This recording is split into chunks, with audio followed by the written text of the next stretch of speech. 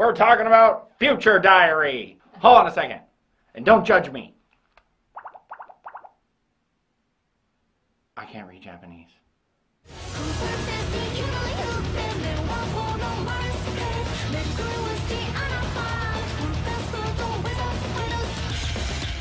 Future Diary starts great. You're just looking in on this kid who's this fucking little, like, whiny bitch, and his imaginary friend turns out to not be imaginary. The god of time and space. Deus Ex Machina. Deus, they call him Deus. The god Deus, who looks hella shitty. They animate him a few times traditionally, and he looks great, but when they render him in CG, he looks like crap. And I never really liked Murmur because she's just so odd to look at. Weird thigh highs in her diaper. Alright, I don't trust her. That and the devil tail? Nah, Red flag! I would not be making deals with my imaginary friend. Hey, you want this free awesome thing? Sure, after you tell me what kind of strings are attached to that shit. And this is why I will never get approached to become a magical person, magical girl or otherwise. Because I want to see those rules! Yeah, it tells you 90 days into the future, but you know what? 2 days in, you're dead. So what the fuck is up with knowing the future if you're already fucked? So you can change it, potentially. Which is a nice concept. I appreciated how all the diaries were slightly different. Not just in what information they told and how they told it, but what they were as far as devices or not devices. One chick had just a scroll. The little boy's was a coloring book, right? That's kind of interesting. I appreciated that. And I don't know if I would want to be included in this game because these people are keeping crazy-ass diaries in the first place. And I don't know if I want to be a part of that.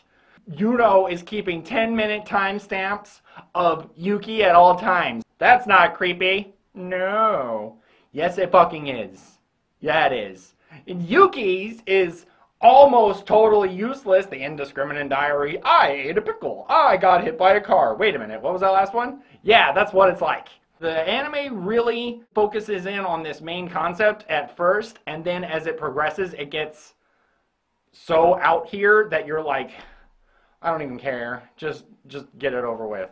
At a certain point, it goes, remember it's just about telling the future? Oh, by the way, it's not all about that. Now it's really about all this shit. And by the time it gets there, you're like, I kind of just like the future telling phone.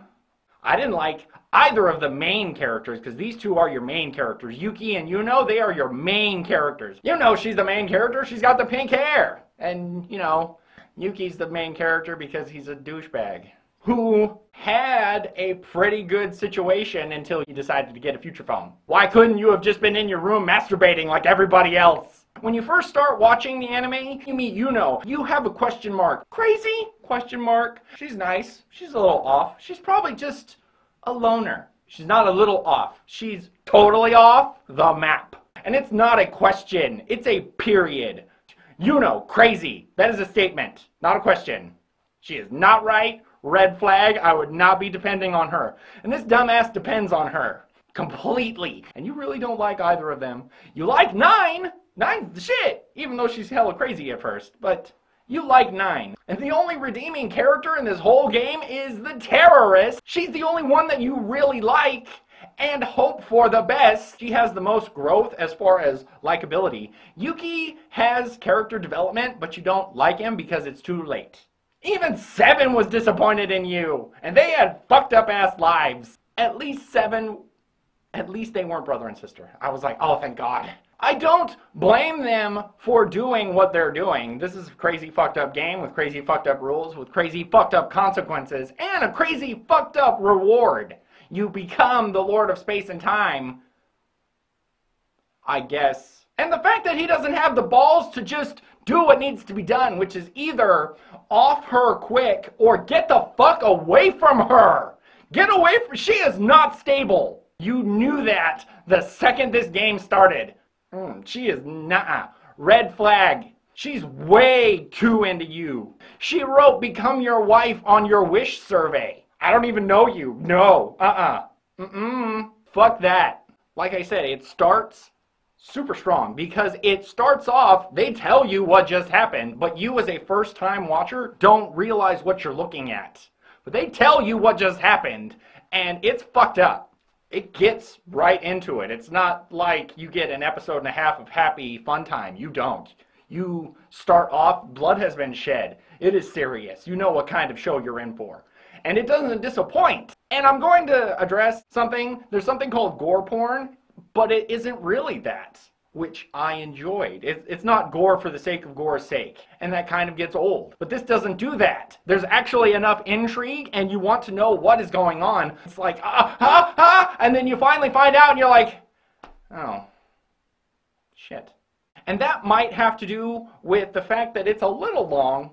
It's 26 episodes. Not only does the eureka moment come way too late, because if this thing was only 13 to 14 episodes, I think that would help a lot. Much more concise on the characters that you kind of don't like, but if they sped it up, you might like them a little more, because it wouldn't be so far in between of you having to like them again, because it's really far between, oh, that was nice, and then horrible, horrible, horrible, horrible, and then you're like, shit, fuck her, why are you even here, dude? Get out of here. And I do have to say, I didn't really care for the dub. Not really. And we gave it a shot. We made it to about episode 7, and I couldn't do it anymore, and then we watched it subbed, and it was much better. Crazy sounded a little more crazy, whiny sounded a little less whiny, or at least a little more likable, even though you never really like him, because he's a whiny bitch. Nobody likes you, Yuki. And without redial, I hated the end. I hated it. I absolutely hated it. I could not stand it. Even though it was an end, which I appreciate. It's not like they just were like, oh, well, we didn't finish. At least they finished, but I didn't like it. And it doesn't ruin the whole anime just because of the end. It was the build-up to the end that ruined the whole anime. Not the resolution that it should have been or could have been. No, they're just like, huh? Unanswered questions? Too bad. The animation is great. The music's really good too. I really enjoyed the music. But the story starts so strong and then kind of jumps up into its own ass. And now it's not fun anymore because it was this and now it's this, but this isn't fun. And you're like, really?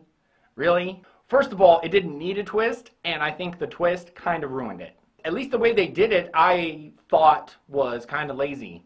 So unless you find the OVA redial, this is going to make you feel kind of crappy on the inside. So find the OVA, and it helps a little bit.